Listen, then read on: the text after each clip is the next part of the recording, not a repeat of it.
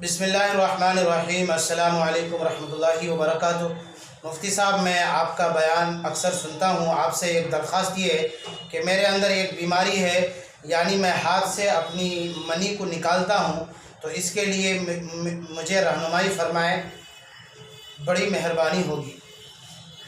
नाम का इजहार नहीं है, पूर्णिया ज़िला। देखिए, अगर आपके अंदर ये बीमारी है तो आप ये करें, अगर आपकी उम्र शादी की हो चुकी है, जैसा कि सवाल से पता चल रहा है, तो आप शादी कर लें। सबसे बेहतरीन इलाज यही है, आप शादी कर लें। शादी कर लेंगे, इंशाअल्लाह आपको अपनी बीमारी से शिफायाबी मिल जाएगी और आप अपनी ताकत को ज़ाया करने से बच जाएंगे। दूसरी बात, आप रोज़े रखा करेंगे। शादी नहीं कर रहे हैं, रोज़े रखा कीजिए। तीसरी बात यह है कि आप तन्हाई से बचें, इसलिए कि जब आप अकेले होते हैं तो शैतान आपको बहकाता है। फिर ये कि ये मॉडर्न ज़माना है और जगह जगह पर बुराई है, बेहयाई है, हाथ में मोबाइल होता है, तो इसलिए तन्हाई से भी बचें ताकि आपको ये गलत काम करने का मौका ही ना मिले। एक और बात मैं आपको बतलाऊं कि आप किसी अपने इलाके के बुज़ुर्ग और आलिम अल्लाह वाले से हाथ मिला लें।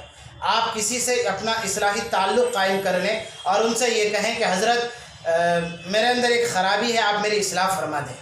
तो आप उनसे अपना ताल्लुक़, राब्ता, ज़ाब्ता रखें, तो इंशाअल्लाह आप इस बीमारी से बच सकते हैं। एक और बात मैं आपको बतलाऊँ, आप अपने नफ्स पर ज़ोर डालें। आप अपने नफ्स को इस तरह से कहें कि देखो, आइंदा बार अगर ये गलती की तो 100 रुपये सदका करना होगा या कल रोज़ा रखना पड़ेगा।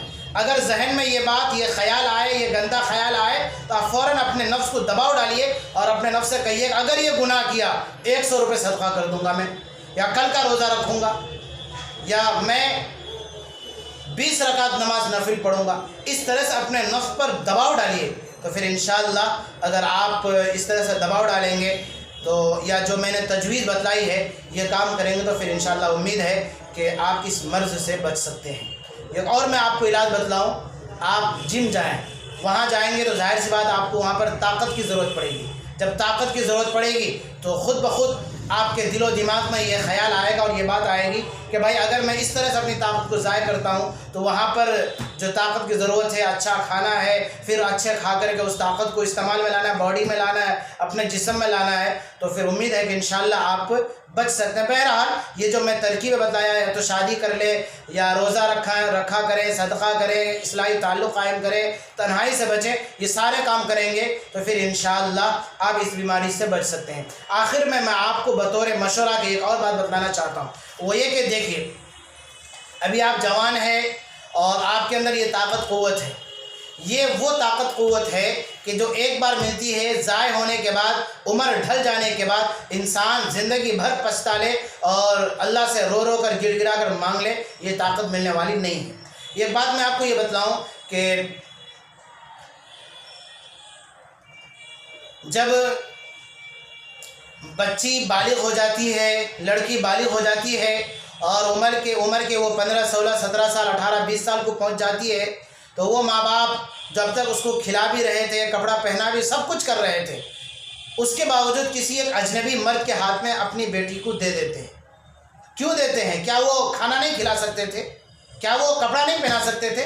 ये सारी ज़रूरतें तो माँ बाप 20 साल तक, 18 साल तक तो करते आ रहे थे, फिर क्यों किसी अजनबी के हाथ में अपनी बच्ची को देते हैं? तो पता ये चला कि अब उस बच्ची की पेट के भूख के अलावा, जिस्म के भूख के अलावा एक और भूख है, जिस भूख की तकमील अब माँ बाप से नहीं हो सकती, उसके लिए किसी और रिश्ते की ज़रूरत पड़ती है।